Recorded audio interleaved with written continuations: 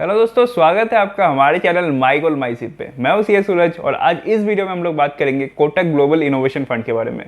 Kotak global innovation fund एक new NFO है जो कि लाया गया है कोटक म्यूचुअल फंड के द्वारा।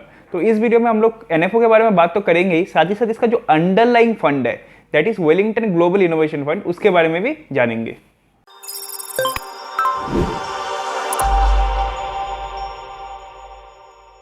तो कोटक ग्लोबल इनोवेशन फंड एक फंड ऑफ फंड है। कहने का मतलब इसका जो पैसा है, जो आप पैसे इस फंड में लगाओगे, उसका पैसा फर्दर कोई एक फंड में लगेगा।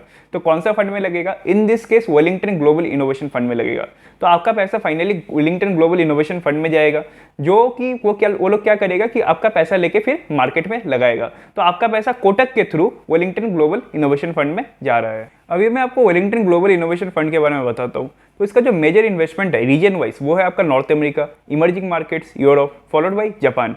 रीजन के बाद अगर मैं आपको सेक्टोरल डिस्ट्रीब्यूशन के बारे में बताऊं, तो sectoral distribution wise information technology में सबसे हाईएस्ट एलोकेशन है, followed by consumer discretionary, communication services, health care and real estate. और अभी अगर आपको मैं बताऊं कि कौन से कंपनीज में ये इन्वेस्ट करता है, तो कंपनीज में जैसे अमेजन, अल्फाबेट, फेसबुक, वीजा, इन तरह की कंपनीज में इसका इन्वेस्टमेंट है। तो आप देख रहे हो कि जो मेजर कंपनीज है वर्ल्ड वाइड, तो उन कंपनीज में इसका इन्वेस्टमेंट होता है। इन्वेस्टमेंट के बाद अभी अगर मैं आपको परफॉर्मेंस के बारे में बताऊं, तो इसका परफॉर्मेंस सिंस इंसेप्शन रहा है 27.74%, which is a massive return. अगर आप बेंचमार्क से कंपेयर करोगे तो बेंचमार्क ने रिटर्न दिया सिर्फ 15.86%।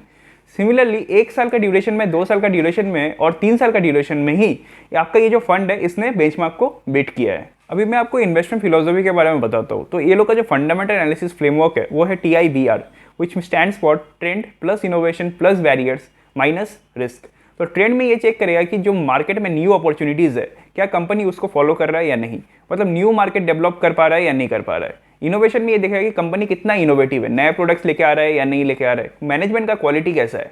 जहाँ तक बैरियर का सवाल है, बैरियर में ये चेक करेगा कि जो इंडस्ट्री में कंपनी ऑपरेट कर रहा है उसमें कितना बैरियर है न्यू एंट्रेंट्स का। और रिस्क में ये चेक करेगा कि कंपनी स्पेसिफिक क्या रिस्क है, प्लस मार्केट स्पेसिफिक, यानी कि जिस सेक्टर में ये ऑपरेट करेगा कंपनी उसमें क्या रिस्क है। तो दोस्तों, इस स्कीम में इन्वेस्टमेंट करने के 2 बेनिफिट तो मेरे को अभी दिख रहे हैं। तो पहला बेनिफिट तो है कि रिटर्न आपको अच्छा मिलेगा, क्योंकि आप इन्वेस्ट कर रहे हो ग्रोथ ओरिएंटेड कंपनीज में। तो ग्लोबल डिस्रप्टर जो है उनमें आप इन्वेस्टमेंट कर रहे हो, ग्लोबल लीडर्स पे। और दूसरा जो है वो है आपका डाइवर्सिफिकेशन बेनिफिट, क्योंकि आप सिर्फ इंडिया तक ही सीमित नहीं हो, आपका जो पोर्टफोलियो है वो डाइवर्सिफाई हो जाएगा इस स्कीम में इन्वेस्टमेंट करके। अभी मैं आपको एनएफओ के डिटेल्स के बारे में बताता हूँ। जहाँ तक एनएफओ का सवाल है, ये ओपन हो रहा है आपका 8 जुलाई को और ये क्लोज होगा आपका 22 जुलाई को।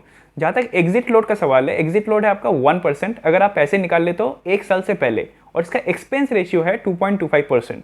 और इसका फंड मैनेजर है आपका अर्जुन खन्ना।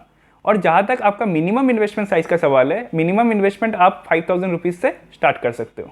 तो दोस्तों, ये फंड उनके लिए अच्छा है जो कि अपने पोर्टफोलियो में ग्रोथ चाहते हैं और उनके माइंड में ये रहना पड़ेगा कि इसमें हाई रिस्क है, प्लस इसमें इन्वेस्ट करके आप अपने पोर्टफोलियो को डाइवर्सिफाई भी कर सकते हो, क्योंकि ये फंड ग्लोबली इन्वेस्टमेंट करेगा। तो दोस्तों, मैंने आपको इस फंड के बारे में डिटेल्स में बताया। अगर अभी भी आपके मन में कोई क्वेरी है तो आप कमेंट सेक्शन पे टाइप कर सकते हो। अगर आपको ये वीडियो अच्छा लगा तो इसे जरूर लाइक करिए, शेयर करिए और हमारे चैनल को डेफिनेटली सब्सक्राइब करिए।